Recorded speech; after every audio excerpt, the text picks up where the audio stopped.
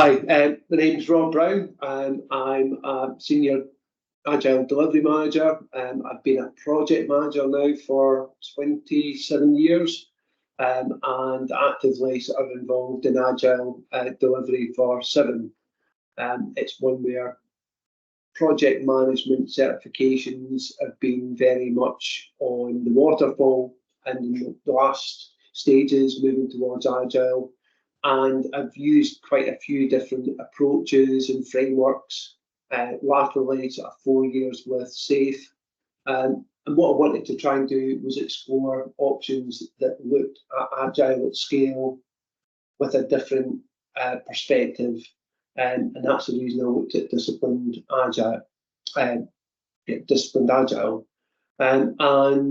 when I was looking at it, the Scrum Master, etc., was very good in its foundations, but actually the thing that I was most intrigued with was the value stream consultant level, which really got into the structure, the approach, and the whole philosophy and concept, and how that could be applied.